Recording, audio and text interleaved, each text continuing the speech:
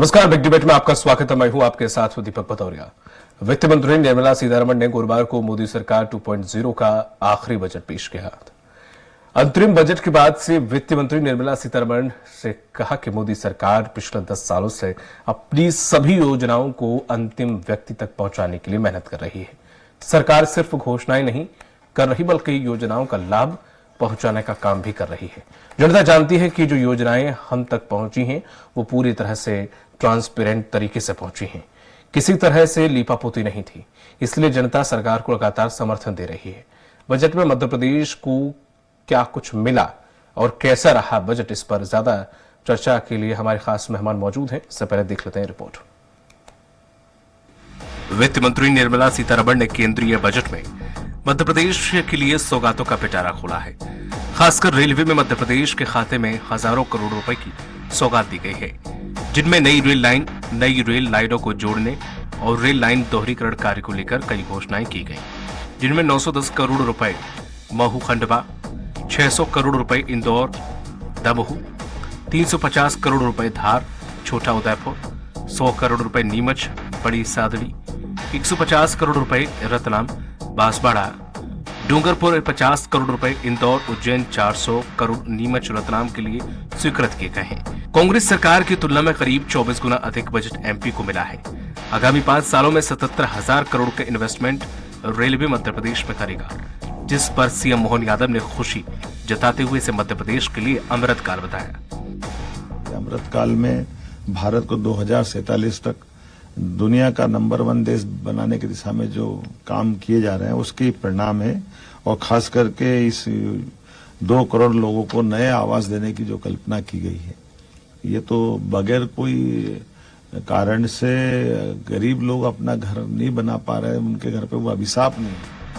नई रेल लाइनों के लिए बजट में एमपी को सौगात। ललितपुर सतना रीवा सिंगरौली व महोबा खजुराहो 541 किलोमीटर के लिए 800 करोड़ रुपए। रामगंज मंडी भोपाल 262 किलोमीटर के लिए 650 करोड़ रुपए। इंदौर जबलपुर 342 किलोमीटर के लिए 1080 करोड़ रुपए। ग्वालियर कोटा 284 किलोमीटर के लिए 500 करोड़ रुपए। रेल लाइनों का दोहरीकरण भोपाल बीना 143 किलोमीटर थर्ड लाइन के लिए 2 करोड़ रुपए। बुधनी बारखेड़ा 33 किलोमीटर थर्ड लाइन के लिए 400 करोड़ रुपए। बीना झांसी 152.57 किलोमीटर के लिए 102 करोड़ रुपए। Katni Singrauli 261 kilometre third line के लिए 250 करोड़ रुपए। कटनी बीना 278.70 थर्ड लाइन किलोमीटर के लिए 300 करोड़ रुपए। Katni grade separator bypass 21 kilometre 350 crore रुपए। सतना रीवा 50 किलोमीटर 400 करोड़ रुपए। पावरखेड़ा जुझारपुर अप ट्रैक के फ्लाईओवर के लिए 5 करोड़ रुपए। रुठियाई बाईपास लाइन 3 किलोमीटर के लिए 24 करोड़ 99 लाख रुपए। गुना बाईपास लाइन के लिए 24 करोड़ 99 लाख रुपए स्वीकृत किए गए हैं। बीजेपी जहां इस बजट को लेकर गदगद है, बजट को अमृतकाल का बजट बता रही है, तो वहीं इस बजट को लेकर विपक्ष कई तरह के सवाल खड़े कर रहा है। कांग्रेस का कहना है कि बजट में आम जनता को कुछ नहीं मिला है, बस बातों का बजट रहा है। बहरहाल बजट को लेकर कांग्रेस और बीजेपी आमने सामने है। बजट को बीजेपी का अब तक का सबसे अच्छा बजट मान रही है। मोदी के दिल में एमपी और एमपी के दिल में मोदी बताते नहीं थक रहे थे, तो वहीं विपक्ष के बजट को लेकर कई सवाल और जवाब है। ऐसे में देखने वाली बात यह होगी कि इस बजट से मध्य प्रदेश की जनता का आखिर कितना भला हो पाता है। कुमार संदीप, स्वराज एक्सप्रेस। और इसी पर ज्यादा चर्चा करने के लिए खास पैनलिस्ट हमारे साथ जुड़े हुए हैं। बीजेपी प्रवक्ता हैं गुलरेज शेख जी। गुलरेज जी, आपका बहुत बहुत स्वागत है। कांग्रेस प्रवक्ता है आनंद तारड़ जी और वरिष्ठ पत्रकार के सानी जी हमारे साथ जल्द ही जुड़ेंगे।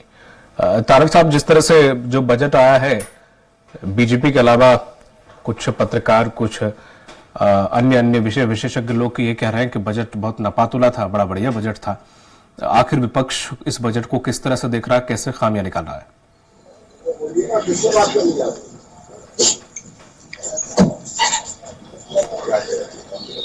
जो कुछ है रेलवे लाइन के लिए है या सड़क मार्ग के लिए होगा थोड़ा बहुत, लेकिन आज जो टैक्स सरकार को मिल रहा है पिछले 10 वर्षों में 303 गुना है।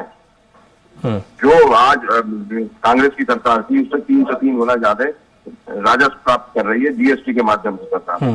और अगर मध्य प्रदेश का 24 गुना उन्होंने पिछले उससे दे दिया तो कौन सी बड़ी बात होगी। जब 303 गुना भारत सरकार प्राप्त कर रही है देश में जो टैक्स होता है उससे, तो अगर मध्य प्रदेश में अगर 24 गुना की बात कर रहे हैं तो कौन सी बहुत बड़ी बात है। लेकिन इसके बाद ही मैं तो ये बोलता हूँ 24 गुना हो या कितने ही बातों का खर्च जमा कर रहे हैं, क्योंकि 2013 में जो वायदे किए थे मोदी जी ने कि 2 करोड़ नौजवानों को नौकरी प्रति वर्ष, 20 करोड़ लोगों को क्या नौकरी दी, काला धन लेके आए क्या, काला धन तो स्विस बैंक में डबल हो गया, स्विस बैंक चलाने की बात थी और 15 लाख रुपए की बात थी। आज चौराहे पे आने की बात थी कि किसी चौराहे पे आएंगे 50 दिन के बाद कहीं बुला लेना। चौराहे पे तो आना नहीं, मोदी जी नहीं आए, लेकिन 2000 का नोट बंद कर दिया उन्होंने। रुपए का मूल्यन हुआ, श्रम से माथा झुक रहा है। जब 60 रुपए था अब 85 रुपए करीब पहुंच गया, श्रम से अब माथा नहीं झुक रहा है हमारा। डीजल पेट्रोल की आप रेट ली कि जब 60 रुपए था तब बोलते थे कि हम आगे पैसे कर देंगे, आज लगभग 100 के आसपास है। गैस सिलेंडर की बात है तो 400 रुपए का था, 1150 का हो गया था। जब कांग्रेस की सरकार ने 500 का किया तो आपने 200 रुपए की सब्सिडी दे दी। तो ये जो चीजें दर्शाती है, और आज आपने 450 रुपए की कहीं बात की है, तो ये केवल और केवल एक प्रदेश के लिए कर रहे हैं ना। हम तो पूरे देश के लिए करा था कि 400 रुपए में सब्सिडी से अगर सिलेंडर दे रहे थे तो पूरे देश को दे रहे थे। तो आज किस तरह की बातें आ रही हैं, जो चीजें आ रही हैं, और किसानों की बात है तो किसानों को तो 10-15 रुपए हम रोज दे रहे हैं, तो उसके अंतर क्या बढ़ रहा है, अन्नदाता है वो हमारा, आज उसके कारण हम लोगों का पेट भर रहा है। तो निश्चित रूप से ये सब, जहां तक लोगों की आर्थिक स्थिति की बात है तो ये हालात है कि 80 करोड़ लोगों को हम अन्न दे रहे हैं और आप बोलते तो 25 करोड़ को हमने गरीब रेखा से बाहर कर दिया। तो भैया कितने लोग सक्षम है, और पिछले 10 सालों में या मध्य प्रदेश की 20 साल की सरकार में कितने लोग करा, दो इंजन की सरकार है, विकास तो कहीं दिखता नहीं। आज लोग बेरोजगारी चारों तरफ चरम सीमा कर कौन सी उसकी बात करते हैं, लेकिन आज लोग तो परेशान है ना। आज लाइन ऑर्डर नाम की कोई चीज नहीं है, आज व्यवस्था तो कुछ नहीं है, केवल घोषणाएं चारों तरफ है। और जो सरकारों की बात कर रहे हैं कि हमारी सरकार बन रही है, तो आज तो जो सरकार बनी है कहीं ना कहीं ईवीएम का उसमें खेल दिख रहा है। तो ये सब चीजें धरातल पे दिख रही हैं, तो निश्चित रूप से सोच रही है। कांग्रेस हमेशा सकारात्मक पहल का स्वागत करती है, कांग्रेस हमेशा उन सब चीजों की बात करती है जो जनहित की बात हो, हम जनता के अंतिम स्तर के व्यक्ति को मुख्य धारा में शामिल करने की बात करती है। आनंद जी, खैर ईवीएम ये अलग चीज होगी, ईवीएम को थोड़ा हम साइड में उठा के रख देते हैं। हम बात सिर्फ बजट की करते हैं कि बजट में देश को क्या मिला। ऐसा कोई वर्ग विशेष अगर आप बताएं, किसान हो या डिफेंस सेक्टर हो या फिर उद्योग सेक्टर हो, ऐसा कोई सेक्टर जहां आपको लग रहा है कि यहां पर काम नहीं हुआ। आज से 7 साल के अंदर जो एयरपोर्ट पहले 47 थे, आज 164 के तकरीबन पहुंच गए हैं, 147 के करीब डबल हो गए। रोडों की अगर हम बात करें तो हम उनसे 4 गुना स्पीड से रोडें हम बना रहे हैं, तकरीबन 50,000 के तकरीबन ज्यादा हमने हाईवे बना लिए हैं किलोमीटर में। तो ये उपलब्धि नहीं है। इंफ्रास्ट्रक्चर में बजट बढ़ा है, डिफेंस का बजट 4.5% बढ़ा दिया गया है, महिलाओं को इलेक्ट्रिसिटी कुछ 300 से देने के वादा किया गया है, जो आयुष्मान है उसमें कई और कैटेगरीज जोड़ी गई हैं। तो इनसे संतुष्टि नहीं मिल रही है। मतलब ऐसा कैसा बजट चाहिए था? आप एक बात बताइए, आप रोड की बात कर रहे हैं, रोडों पे क्या हमने एहसान कर दिया? रोड पे अगर सुविधाएं कर दी तो उनसे टैक्स ले रहे नहीं ले रहे? बिल्कुल ले रहे हैं। अरे भाई, लोग टैक्स ले रहे हैं बोला के, लेकिन रोड पे गाड़ी हम चला रहे हैं उसका टैक्स ले रही है सरकार, का नहीं ले रही। तो फिर कौन से बजट की बात कर रही है? दूसरा ये कि रेलवे की बात कर रहे हैं, रेलवे में आपने किराया कितना गुना कर दिया। अरे पहले गरीबों की जो गाड़ियां चलती थी, सेकंड क्लास चलती थी, गरीब आदमी आराम से बैठ जाता था, तो आज क्या हालात है, कितने गुने पैसे कर दिए। दूसरा ये कि आज आम आदमी तो परेशान है ना, आम आदमी का तो कोई ख्याल नहीं, केवल और केवल पूंजीपतियों की बात है। जीएसटी अधिकतर जो जीएसटी है वो गरीब या मीडियम क्लास का लोग देता है, अपर क्लास के लोग तो मुश्किल से 3% देते। आपने तो जो पूंजीपति है उनका जीएसटी कितना लेते हैं? उनसे 3%, जिससे ज्यादा नहीं लेते। तो ये जो चीजें सामने आ रही है वो बड़ी भयावह है कि आने वाले समय में क्या होगा। गरीब और गरीब होता जा रहा, अमीर और अमीर हो जा रहा, ये क्या रूप लेगी, ये बहुत सोचने की बात हो गई। ठीक है, गुलरेज शेख जी, जिस तरह से मैं आनंद जी की बात को समझ पाया उसमें ये उन्होंने स्पेशली कहा है कि जो एक तो बिल्कुल मध्यम वर्ग तो बहुत नुकसान में चल रहा है, एक तो बिल्कुल नीचे लेवल का जो व्यक्ति है वो थोड़ा सा योजनाओं का लाभ ले पा रहा है, बाकी मध्यम वर्ग बहुत ज्यादा परेशान है। स्पेशली उन्होंने जीएसटी का जिक्र किया है कि जीएसटी से लोग बहुत ज्यादा परेशान है, हर चीज पे जीएसटी लगाई जा रही है, हर चीज पे। तो ये इस पे कोई स्ट्रक्चर पे, हाँ बाकी बात मैंने भी आपकी रखी कि बीजेपी ने क्या काम किया और इस बजट में क्या कुछ खास रहा, लेकिन हाँ जो तारड़ जी का जो मुख्य मुद्दा था कि जीएसटी को लेकर या आम जनता को धरातल पर कहां पे लाभ मिल रहा है वो बताएं इस बजट से। आप कह रहे हैं कि कांग्रेस ने कहा तो उनको कहने दीजिए, क्योंकि उनकी किस्मत में कहना ही लिखा बचा है। तो सर विपक्ष है ना सर। जब मैं आजकल कांग्रेसियों को सुनता हूं तो मुझे ऐसा लगता है कि मैं कार्ल मार्क्स को सुन रहा हूं या कम्युनिस्टों को सुन रहा हूं। खैर इनकी बात छोड़िए, लेकिन आपके सवाल का जवाब जरूर दूंगा मैं। सर हिंदुस्तान के 2 करोड़ लोगों को नया मकान मिलता है तो उसमें क्या मध्य प्रदेश के लोगों की बड़ी संख्या नहीं रहेगी? बहुत बड़ी संख्या रहेगी। यदि 3 नए रेलवे कॉरिडोर आते हैं तो उससे कितने रोजगार का सृजन होता है, चाहे मध्यम वर्ग हो या निम्न वर्ग हो या उच्च वर्ग हो, सबका लाभ होता है। देखिए जब भी एक रेल कॉरिडोर आता है तो उसके आसपास बहुत सारा इन्वेस्टमेंट भी आता है, बहुत से लोगों को डायरेक्ट इनडायरेक्ट रोजगार भी मिलता है, कनेक्टिविटी भी होती है, बहुत सारे फायदे मिलते हैं। फिर जो 3 करोड़ जो लखपति दीदी बनेंगी उसमें से मध्य प्रदेश की भी बहुत सारी रहेंगी। 51,000 वंदे भारत जैसी रेल के डिब्बे जो बनेंगे, क्या वो मध्य प्रदेश के लिए नहीं है? बिल्कुल है। रोजगार के लिए 55 लाख नए अवसर जो मिलेंगे उसमें बहुत बड़ा एक प्रतिशत मध्य प्रदेश में भी होगा। आपने परसों ही देखा कि 7 लाख युवाओं के लिए जो मोहन यादव जी ने कार्यक्रम किया था, तो हम लगातार रोजगार के लिए भी काम कर रहे हैं। ब्लू इकोनॉमी के माध्यम से जो कुछ भी चीजें होंगी उसमें मध्य प्रदेश को भी होगा। इंफ्रास्ट्रक्चर की यदि हम बात करें तो 11.1% ज्यादा खर्च कर रही है सरकार और 11,11,000 करोड़ रुपए का निवेश कर रही है। उसका एक बहुत बड़ा हिस्सा मध्य प्रदेश में आने वाला है। अभी 4-5 दिन पहले ही गडकरी जी आए थे, कितने सारे जो इंफ्रास्ट्रक्चर के प्रोजेक्ट्स हैं वो जारी किए गए। कांग्रेस को ये सब नहीं दिखता है और जब ये सब नहीं दिखता है, कांग्रेस जब उल्टी सीधी बातें करती है ना तो जनता इनको वोट नहीं देती, इनकी हालत पतली कर देती है, इसलिए कांग्रेस मर रही है। तो अच्छा है कांग्रेस जल्दी मर जाए ताकि इतनी नकारात्मक जो ध्वनियां है ना वो नहीं आए। नहीं तो फिर मतलब एकदम तानाशाही वाला विपक्ष नहीं रहेगा तो फिर आप क्या करेंगे फिर? नहीं, वैक्यूम कभी तानाशाही नहीं तो विपक्ष तो जरूरी है ना, ये आप कैसे कह सकते हैं कि कांग्रेस खत्म हो जाए?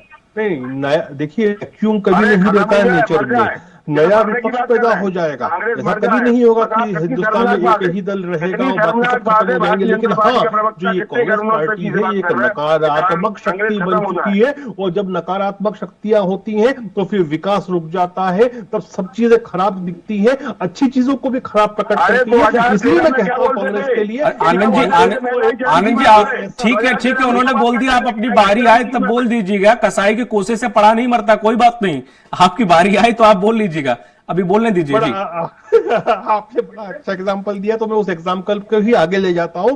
बेसिकली क्या है, कांग्रेस एक ऐसी लाश की मानिंद है जो कि बदबू मार रही हो। आनंद तारण जैसे लोग जो हैं वो उसके आसपास अगरबत्ती लगा के बैठे हैं, सोचे हैं कि जिंदा हो जाएगी तो जिंदा नहीं होगी वो। ठीक है, वरिष्ठ पत्रकार केएस साहनी मैडम भी हमारे साथ जुड़ गए हैं।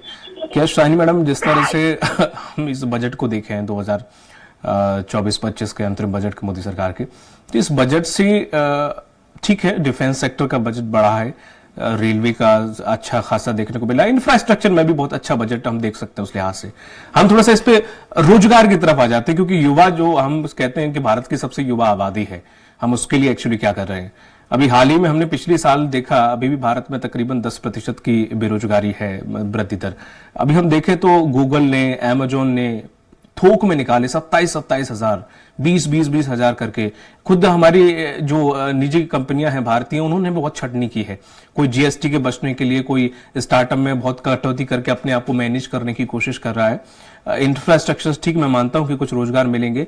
वाकई इस बजट से हमें क्या उम्मीदें थी, क्या लोगों के लिए रोजगार के क्या अवसर कुछ खुले हैं, क्या कुछ युवाओं के लिए था एक्चुअली? दीपक जी, ये रोजगार का जहां तक सवाल है, आप देखिए कोविड के बाद जब से वर्क फ्रॉम होम चालू हुआ है तो बहुत सारे कंपनियों ने अपने स्टाफ को कम कर दिया है। बिल्कुल सही कहा।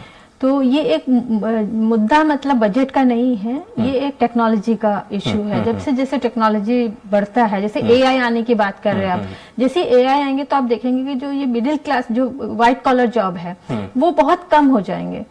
तो इसके लिए आपको नए स्किल्स डेवलप करने पड़ेंगे अपने यूथ के अंदर। यूथ जो एग्जिस्टिंग स्किल के साथ अगर वो काम करेंगे तो उनके जॉब्स में डिफिकल्टी आएगी। तो ये एक है न्यू स्किल कैसे डेवलप करते हैं, इसमें सरकार को जरूर सोचना चाहिए। जो यूथ है उनको एक्स्ट्रा ऑल्टरनेटिव स्किल्स डेवलप करने का एक अपॉर्चुनिटी मिलनी चाहिए। जहां तक बजट का सवाल है, तो बजट में एक बहुत जो पॉजिटिव चीज ये है कि जीएसटी कलेक्शन बढ़ा है, डायरेक्ट इनडायरेक्ट टैक्स काफी मतलब बढ़ोतरी हुई है गवर्नमेंट का। उससे मध्य प्रदेश को जो हिस्सा आएगा तो वो 15,000 करोड़ के ऊपर मिलना है, जो कि मतलब पिछले बार से 6,000 करोड़ ज्यादा है। तो ये कहीं ना कहीं मध्य प्रदेश के लिए बहुत अच्छी खबर है। और रेलवेज में भी अगर आप देखेंगे तो उसमें इस बार मध्य प्रदेश को बहुत ज्यादा एक प्रायोरिटी दिया गया है। इंदौर, भोपाल, उज्जैन सब जगह जो रूट्स बनने हैं और जो उसमें डबल होने हैं कई, तो उसमें भी मेरे ख्याल से कुछ 6,000 करोड़ का जो एक्स्ट्रा बजट मध्य प्रदेश को, पहली बार मध्य प्रदेश को रेलवे में इतना बड़ा अमाउंट मिला है। तो ये एक मतलब काफी पॉजिटिव रिपोर्ट है जहां तक बजट का सवाल है। तो मुझे लगता है अब इसको कैसे इम्प्लीमेंट करेंगे, किस तरह से इसका यूज होगा, ये एक देखने वाली बात है कि एक बार अमाउंट आ जाता है कब तक आता है, और इसको जो स्टेट गवर्नमेंट है इसमें बजट तो ठीक है, ये अंतिम बजट था, लेकिन आने वाले समय में आचार संहिता भी लग जाएगी मैडम, तो उसके बाद से गवर्नमेंट का किस किस दिशा में क्या रुख वो ठीक है, लेकिन जो क्या होता है जैसे जो बजट का अलॉटमेंट है, तो अगर हम देखें तो जो कलेक्शन होता है उससे कितना पोर्शन, जैसे जो डेवलप्ड स्टेट्स हैं उनको थोड़ा नुकसान हो रहा है, क्योंकि रेवेन्यू तो सब जगह से आ रहा है, तो जो डेवलप्ड स्टेट्स है वहां से ज्यादा आ रहा है, लेकिन शेयर जो है सब स्टेट को जब जाता है तो मध्य प्रदेश का जो रेवेन्यू जा रहा है उसके कंपैरिजन में मध्य प्रदेश को ज्यादा मिल रहा है। ठीक है आनंद जी, जिस तरह से आपने चीजें उठाई, हालांकि गुलरेज शेख जी ने वो बातें और अलग तरीके से रखी, आपने जो मुद्दा उठाया, अभी यहाँ पर अगर मैं किचन की बात करूं कि रसोई में आखिर महिलाओं को इस बजट से क्या भूमिका रही, इसे आप कैसे देख रहे हैं? जमाघर तो बहुत है। आप एक बात बताइए, जो 2013 में वायदे किए थे वो वायदे कितने पूरे किए? 2013 में जो वायदे किए वो तो एक वायदा ही पूरा नहीं हुआ, तो जितने भी वायदे थे एक सिंगल वायदा पूरा नहीं हुआ। हम क्या मान लें कि ये जो आज बजट आया है वो निश्चित रूप से चुनावी सबूत है। सबसे बड़ी बात है कि जो गरीब जनता है, आम जनता है, जिसको हम 80 लाख लोगों को, जो 80 करोड़ लोगों को, 80 लाख लोगों को जो दे रहे हैं, तो अनाज दे रहे हैं, उनके लिए क्या दे रहे हैं? उनको तो कुछ दे ही नहीं रहे। उसके अलावा मतलब उनको तो हमने भिखारी बना दिया ना। सही है कि रोजगार तो हमारे पास कुछ ही नहीं है। किसके सामने किसको भिखारी बना दिया, तारक जी थोड़ा समझ नहीं पाया मैं। हमारी विद्वान बहन ने बोला कि जो स्टाफ है वो कम कर रही है, जो बहुराष्ट्रीय कंपनी है, जो प्राइवेट सेक्टर है, तो भैया हम रोजगार देकर रहे हैं, रोजगार तो हम दे नहीं रहे, तो लोग बेरोजगार हो गए ना। तो ये सबसे बड़ी बात है। दूसरा ये कि जो अभी आपने पैसे जो गिनाए थे, किसको कितने करोड़ हुए, कितने दिए, ये लगभग 7,000 करोड़ है। मध्य प्रदेश के हिस्से में आ रहे हैं 15,000 करोड़। तो भैया बाकी पैसे किस सेक्टर में जा रहे हैं, क्या हो रहा है, उसका कोई हिसाब नहीं है। तो ये सब चीज मैंने अभी क्या बोला आपसे कि महंगाई तो चरम सीमा पर है, आज लोग तो परेशान हैं। तो आप जो बात अगर सरकार करेगी, भारत सरकार करेगी, वो आज महंगाई किस जगह खड़ी कर दी हमने। भाई हम डीजल पेट्रोल चल रहे हैं तो उसके तो रेट दुगने हो गए, बाकी चीजों में भी यही हालात होंगे ना। तो ये जो चीजें हैं ये कहाँ ले जा रही है? जो असमानता हो रही है पूंजीपति में और गरीब आदमी में, गरीब आदमी और गरीब हो रहा है, अमीर और अमीर हो रहा है। तो हम आखिर दे कह रहे हैं 10 साल में हम बात कर रहे हैं, हम कौन सी ट्रिलियन व्यवस्था, गरीब आदमी और गरीब कहाँ हो रहा है तारक जी? मकान मिल रहा है, बिजली फ्री मिल रही है, पानी मिल रहा है, राशन मिल रहा है, कैसे गरीब आदमी और गरीब हो रहा है? वो तो थोड़ा उठ रहा है। हाँ, मध्यम वगैरह जरूर थोड़ा सा मैं कहूंगा कि प्रदेश की राजधानी भोपाल में पानी, शुद्ध पानी नहीं मिल पा रहा है। आजकल जो सप्लाई होता है पुराने भोपाल में खास तौर से, उसमें कहीं ना कहीं 1-2 दिन में गंदा पानी आ ही जाता है। तो लाइन फूट जाती होगी सर। राजधानी में सुनिए, जब मध्य प्रदेश की राजधानी में शुद्ध पानी नहीं दे सकते तो हम पूरे प्रदेश के अंदर वाले अंचलों में, लंबे अंचलों में, ग्रामीण क्षेत्रों में, वहां पर कहां से पानी दे पाएंगे? ये भी बड़ी बात है। हम बातें बहुत करें, लेकिन जमीन पर कुछ चीजें आए तो निश्चित रूप से उसको स्वागत करेंगे।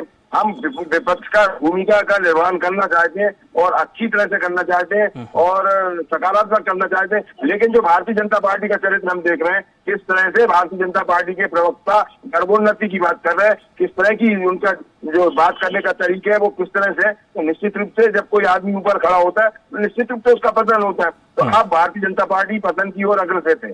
ठीक है, गुलरेज शेख जी, जिस तरह से जो बात रसोई की और महंगाई की बात की, ये वाकई, क्योंकि 2014 में मुझे अच्छे से याद है कि कांग्रेस सरकार का जाने का बहुत बड़ा रीज़न, वो आपने जिस तरह से लास्ट कील ताबूत में ठोकी थी, वो महंगाई की थी, जब आपकी सरकार बहुत प्रचंड जीत से आई थी। आप भी इसको बखूबी जानते हैं।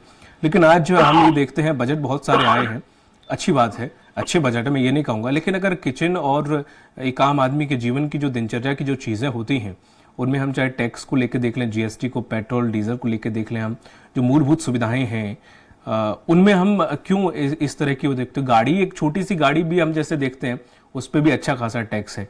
मर्सिडीज लेता है तो आप मर्सिडीज पर टैक्स बढ़ाइए, ऑल्टो पर टैक्स क्यों इतना कर रखा है।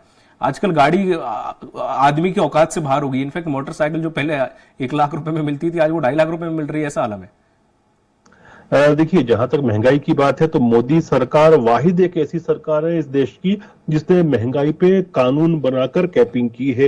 रिजर्व बैंक ऑफ इंडिया के एक्ट में संशोधन करके मोदी गवर्नमेंट ने 6% इन्फ्लेशन रेट तय किया है, और यदि आप एवरेज उठा के देखेंगे तो 5% से ज्यादा नहीं आता है। जबकि जो अर्थशास्त्री प्रधानमंत्री हुआ करते थे 10 साल तक हिंदुस्तान के, उनके कालखंड में तो 13% भी क्रॉस किया है इन्फ्लेशन की दर, महंगाई की दर। तो ये कौन सी बातें करते हैं कांग्रेसी। और फिर मैं दूसरी बात ये कहना चाहता हूं कि सबको इस बात का स्मरण होना चाहिए, समझना चाहिए कि हिंदुस्तान दुनिया का सबसे बड़ा राजनीतिक लोकतंत्र ही नहीं है, ये सबसे बड़ा आर्थिक लोकतंत्र भी है। वो क्यों है? क्योंकि 65% गवर्नमेंट रेवेन्यू जो होता है, जो गवर्नमेंट बजट का बनता है हिस्सा, वो आपके और हमारे जैसे लोग जो डायरेक्ट इनडायरेक्ट टैक्सेस देते हैं उसके माध्यम से होता है। लेकिन ये भी नहीं भूलना चाहिए हमको कि मोदी सरकार ने बहुत सारी योजनाएं लाई हैं, चाहे वो निःशुल्क अन्न देने की बात हो, क्या वो रसोई में काउंट नहीं करता? अभी और भी बहनों को जो उज्ज्वला का सिलेंडर मिलेगा, क्या वो रसोई में काम नहीं करता? जो निःशुल्क, जो फ्री ऑफ कॉस्ट घर दिया जा रहा है, हाउसिंग दी जा रही है, 3 करोड़ यूनिट ऑलरेडी बन चुकी है, 2 करोड़ और बनने वाली है, क्या वो काउंट नहीं होता? 5-5 लाख रुपए के आयुष्मान कार्ड जो दिए गए हैं, क्या वो जो गृहस्थी के बजट होता है उसमें काउंट नहीं होता? क्या जो बहनों को हम लखपति दीदी बना रहे हैं, क्या वो काउंट नहीं होता? और हम तो, आप कहते हैं ना कि आप 10 साल आगे सोचने वाली पार्टी हो, हाँ हम हैं। और मैं तो अभी से कह रहा हूं कि अगला जो इंटर्म बजट आएगा ना, अगली बार का 2024 के बाद 2029 का, उसमें आप मान के चले कि हम करोड़पति दीदी योजना भी लाएंगे। ठीक है।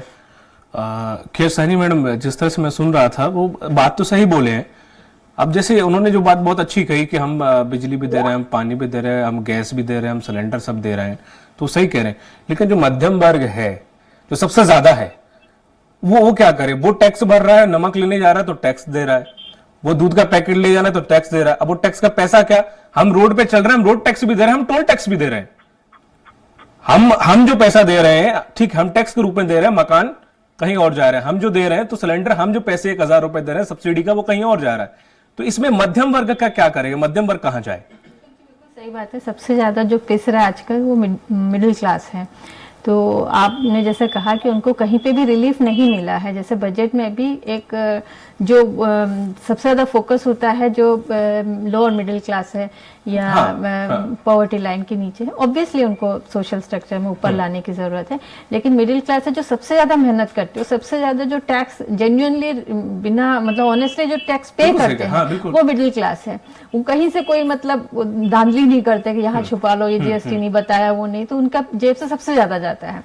लेकिन जब देने की बारी आती है तो सबसे ज़्यादा इग्नोर भी मिडिल क्लास किए जाते हैं, क्योंकि वो एक सब माना जाता है, वो सक्षम है, वो अपना खुद का कर लेंगे, कैसे भी मैनेज कर लेंगे। तो इसलिए पर वो है कि इस बार भी डायरेक्ट टैक्स में मतलब टैक्स का स्लैब है उसमें कोई चेंजेस नहीं करा। मुझे लगता है कि गवर्नमेंट को कहीं ना कहीं इस चीज को देखना चाहिए, क्योंकि इतना ज्यादा टैक्स बर्डन हो जाता है, स्कूल की पढ़ाई, बच्चों का, किचन का, इन्फ्लेशन, सब कुछ देखते हुए मिडिल क्लास के ऊपर इतना ज्यादा बर्डन है कि एक तरह से लगता है कि ये एक ऐसा क्लास है जिसको गवर्नमेंट को लगता है कि हमें तो इनसे मतलब ही नहीं है। हाँ। इनको छोड़, ये नीचे उठे से उठे, पता नहीं बीच वाले जरूर नीचे आ जाएंगे तो इक्वल हो जाएंगे, वो सही है। तो वो कहीं ना कहीं मिडिल क्लास को भी एक बार रिलीफ, अब हो सकता है कि जो 24 का जो फुल बजट आएगा उसमें कुछ उम्मीद किया जा सकता है। जो रोड मैप बना रहे हैं, जिनने अभी तक इन्होंने रिवेल नहीं किया बीजेपी ने, तो अगर वो रोड मैप में किस तरह से मिडिल क्लास को आप एक रिलीफ देते हैं वो समझ आए। उम्मीद यही है कि हालांकि ये बजट भी बुरा नहीं था, सभी लोग ये कह रहे हैं बजट भी अच्छा था, लेकिन विपक्ष अपने नजरिए से देख रहा है, पक्ष अपने नजरिए से देख रहा है। बहुत बहुत शुक्रिया गुल्ली जी आपका, सनी मैडम आपका, आनंद जी आपका भी इस पर चर्चा में शामिल होने के लिए। तो जिस तरह से ये 24-25 का जो बजट था, अंतरिम बजट बीजेपी सरकार का, कोई खुश है कोई ना खुश है, लेकिन हाँ, मध्यम वर्ग हमेशा से अछूता रहा है हर बजट से। अब देखने वाली बात होगी कि इस भविष्य में मध्यम वर्ग के लिए आखिर केंद्र सरकार क्या कुछ करती है। मुझे दीजिए इजाजत, नमस्कार।